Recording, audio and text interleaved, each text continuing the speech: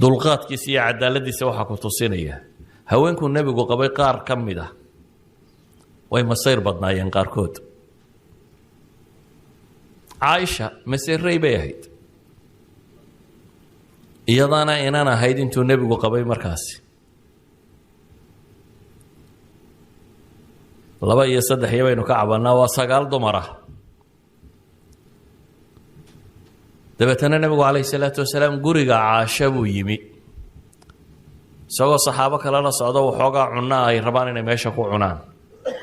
umu salama oo haweenkuu nebigu qabay ka mid ah ayaa waxay ogeydee guryaha nebigaana aan cunno badani oolin, markaa waxay istidhi armoo nimankaa nebiga la socday iyo rasuulka calayhi salaatu wasalaam ku filaan weyda waxoogaaga guriga caasho yaalla, waxoogaa kale iyana intay soo samaysay ayay u soo dirtay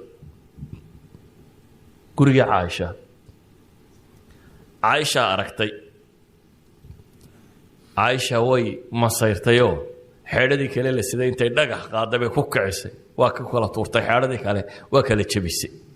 nebi maxamed hortiisa ayuu bagagac ku kala yidhi. rag baa la fadhiya nebiga calayhi salaatu wasalaam. caaishana waxay samaysay waa muuqataa nebiga hortiisa iyadoo dad uu la fadhiyo xeedhadii loo siday bay kala tuurtay, labaanay u kala jebisay. ma cadhoonin, ma qaylinin. nebigu intuu raashinkiisa iska gurtay buu wuxuu yidhi haarat ummukum, hooyadiin waa hinaastay buu saxaabadii ku yidhi nebigu calayhi salaatu wasalaam. hooyadiin waa masayrtay amase waa hinaastay.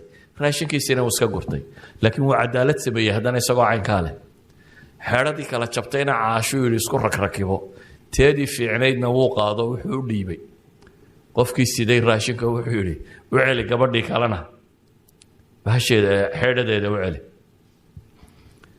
waxay tilmaamaysaa cadaaladda sidaan u kala soocaynin dadka. oo waa tii gabadha qurayshi intay wax hadday quraysh ay yidhaahdeen nebiga ha lagala hadlo ee yidhi waladii nafsii biyadih low kaanat faatimata bintu muxamadin laqatactu yadaha.